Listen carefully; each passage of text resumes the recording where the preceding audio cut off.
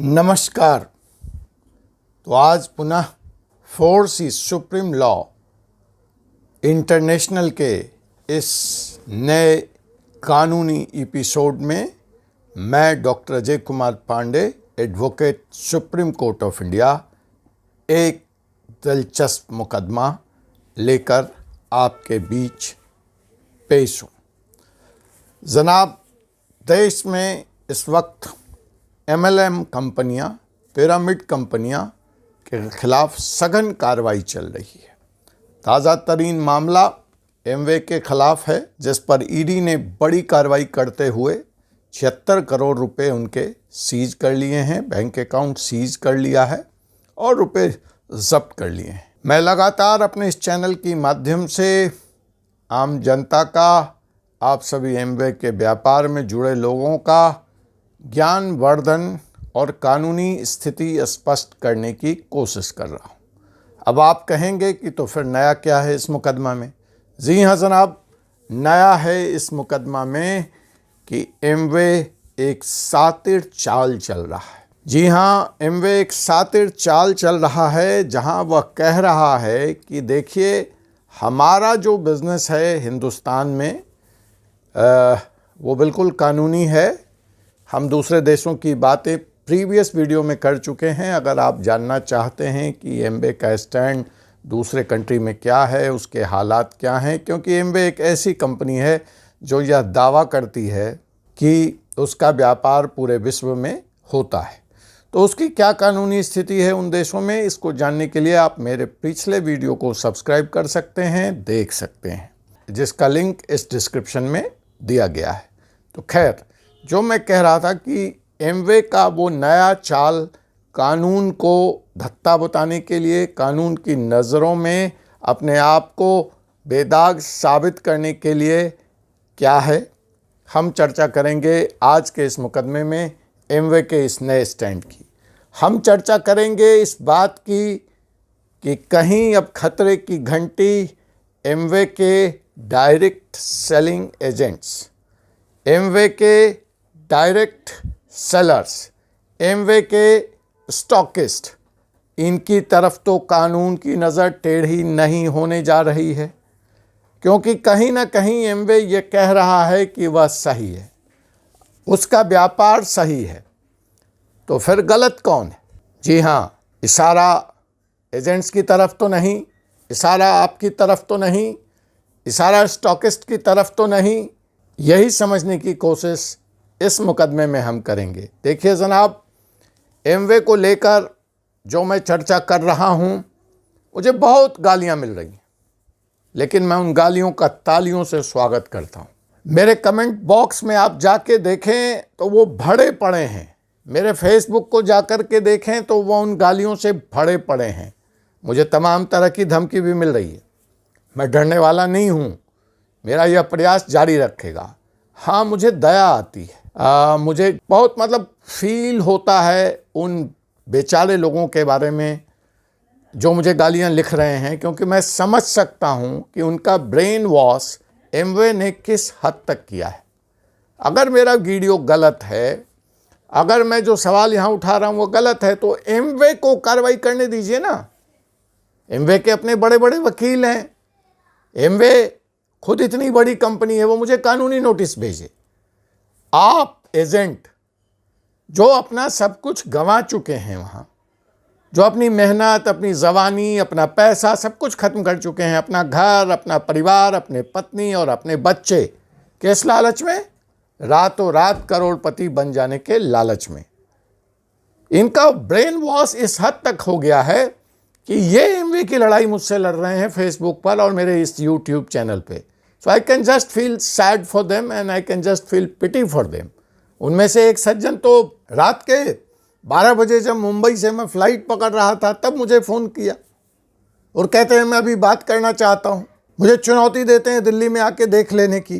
खैर, ये अलग मसला है, मैं इसकी चर्चा नहीं करना चाहता हूँ, लेकिन मैं इस घटना की बात इसलिए कह रहा हूँ कि अगर आपको याद होगा तो एमवे के खिलाफ जो पहली FIR हुई, अगर आपने मेरा वो वीडियो देखा है तो अच्छी बात है, और नहीं देखा है तो वो भी वीडियो मौजूद है इस चैनल पे।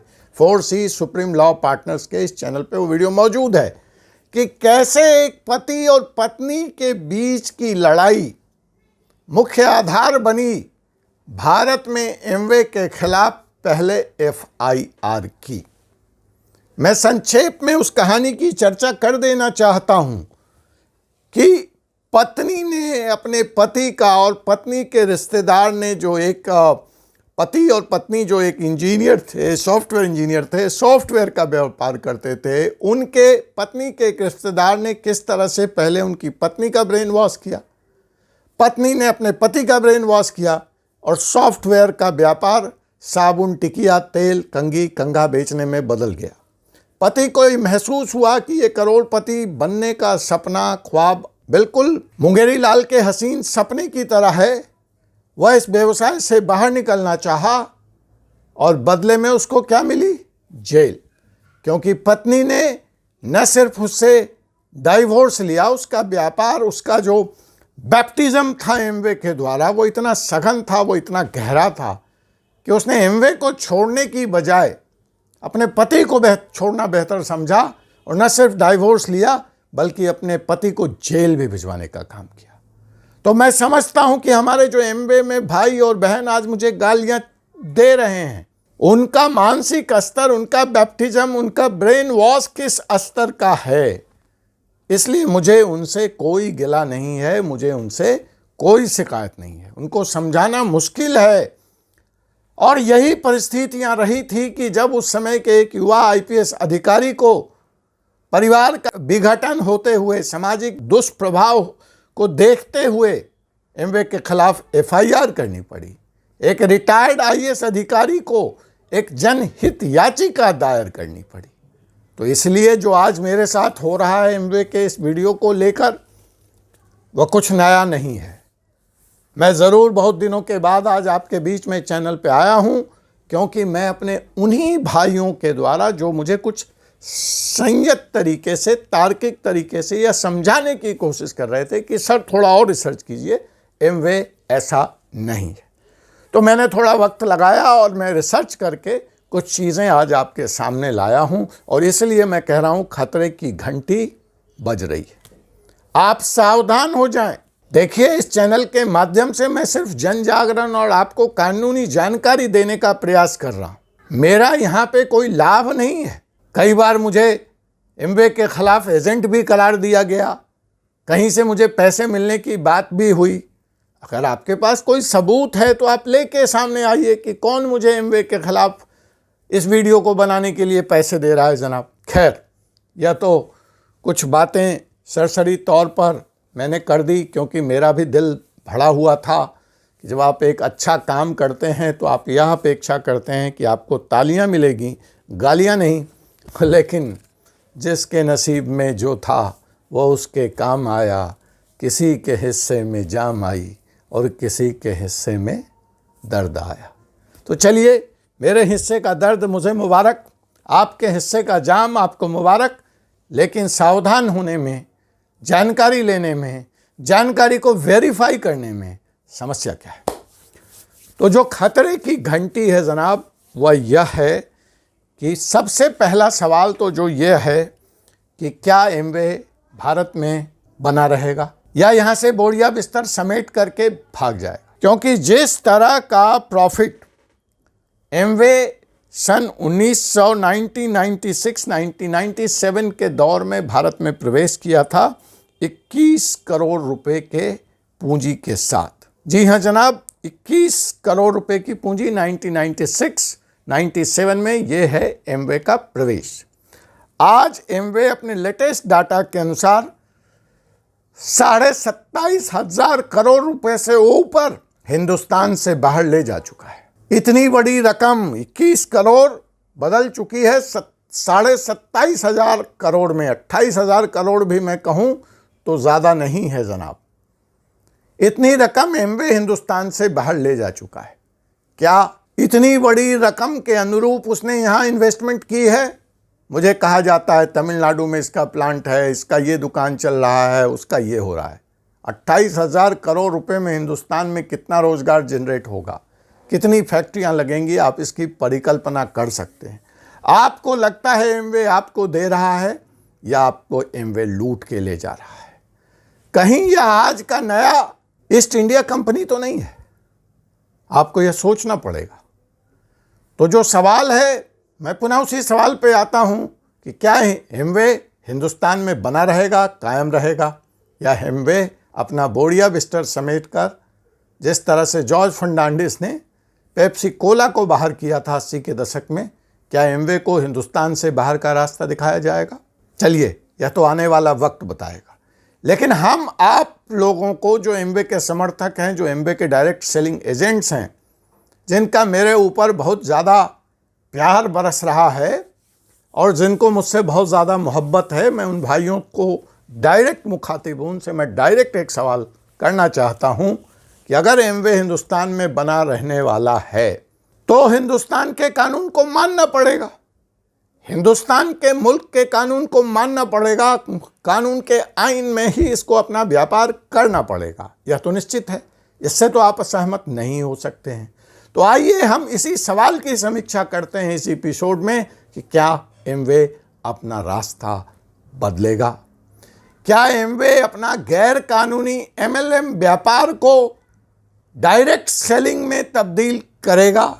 करना चाहता है, कर पाएगा? जी हाँ जनाब, एमवे पे जो पहली कार्रवाई इस देश में हुई 2013 और 2014 में, जिसमें इसके चेयरमैन और सीईओ को अरेस्ट किया गया। हमारे इन प्यारे भाई बहनों का, एमवे के डायरेक्ट सेलिंग एजेंट्स का ये कहना है कि क्या हुआ, वो छूट गया, अपराध प्रमाणित नहीं हुआ। जी हाँ जनाब, मैं मानता हूं वो छूट गए, अपराध प्रमाणित नहीं हुआ।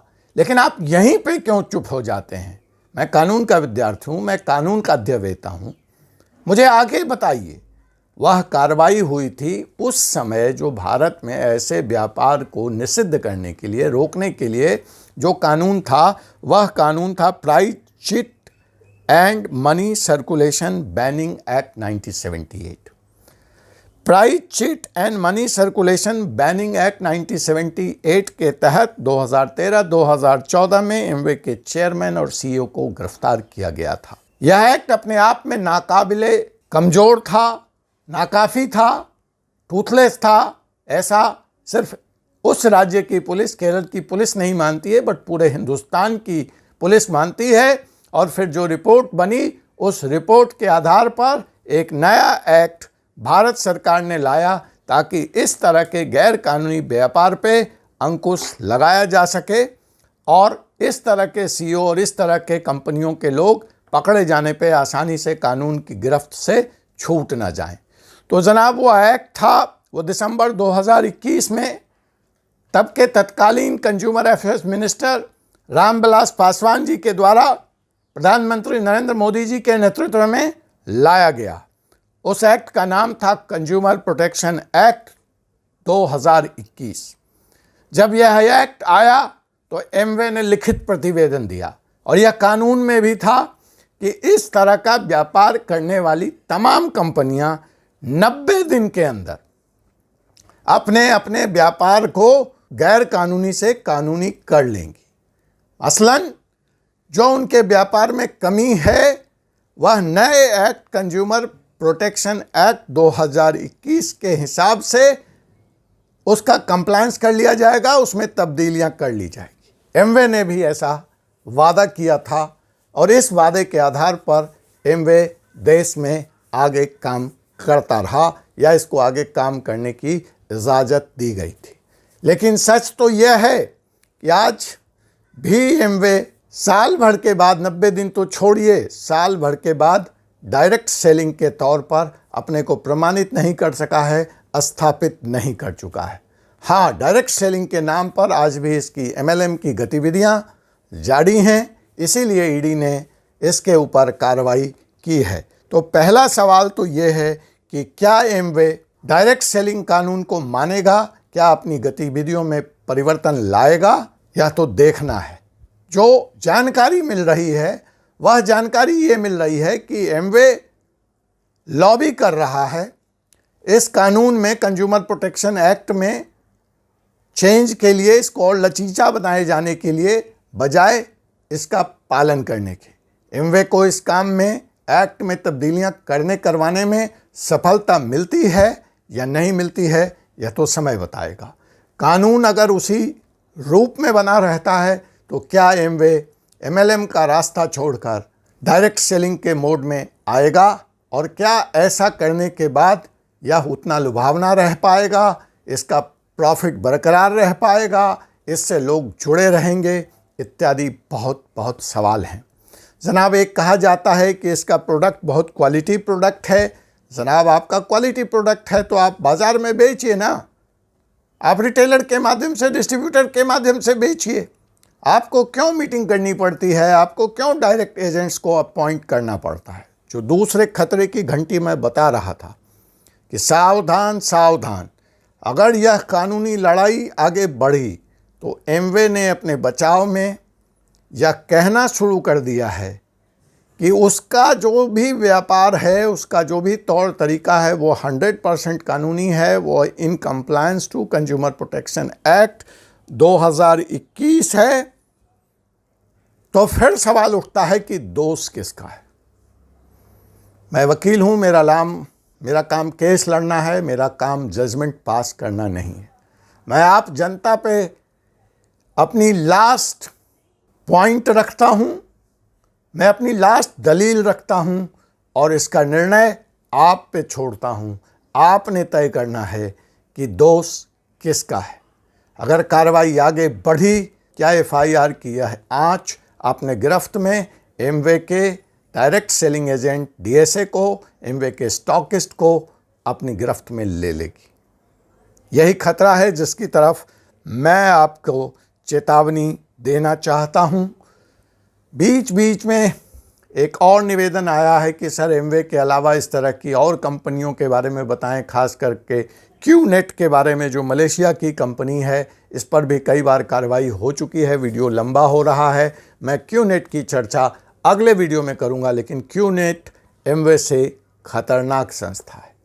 बार बार नाम और नेचर ऑफ बिजनेस बदल के अवतरित होता है, तो क्यूनेट से भी सावधान रहे जाने की ज़रूरत है। अब आइए उस अंतिम खतरे की तरफ हम चलते हैं। जनाब देखिए, जब इस बारे में भारत में जो कार्रवाई हुई है, इस बारे में एमवे के ग्लोबल स्पोक्स पर्सन, मतलब जो अंतर्राष्ट्रीय मंच से, अंतर्राष्ट्रीय स्तर पर एमवे का ऑफिशियल वर्जन देते हैं, अधिकृत प्रवक्ता महोदय, global spokesperson Richard Holbill, वो क्या कहते हैं? Let me quote. Richard Holbill साहब कहते हैं, being an Amway distributor can at best be a source of additional income और pocket money for most people. I repeat, Richard Holbill कहते हैं कि एमवे के डिस्ट्रीब्यूटर हो करके कुछ अतिरिक्त आमदनी की जा सकती है, कुछ जेब खर्च निकाला जा सकता है। वास्तविकता क्या है कि एमवे की हर मीटिंग में डायमंड चिल्ला चिल्ला कर कह रहा होता है, उसका लीडर चिल्ला चिल्ला करके कह रहा होता, आओ आओ आओ, रातों रात करोड़पति बनो। एमवे वो मॉडल है जो आपको पैसिव इनकम देगा, बिना काम किए आपको पैसे देगा, बस आप एक बार जुड़ जाओ।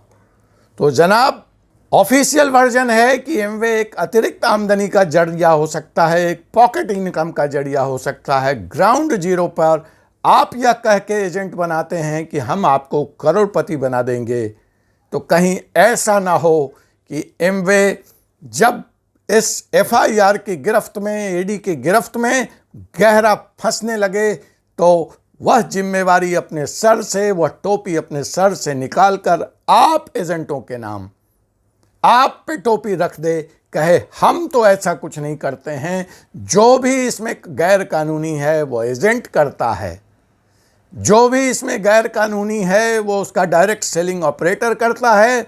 इस स्थिति में अगर गली गली, शहर शहर आपके खिलाफ एफआईआर हो, तो फिर न कहना कि मैं doctor Ajay Kumar Pande, advocate, supreme court of India, ने आपको चिताया नहीं था, आपको बताया नहीं था।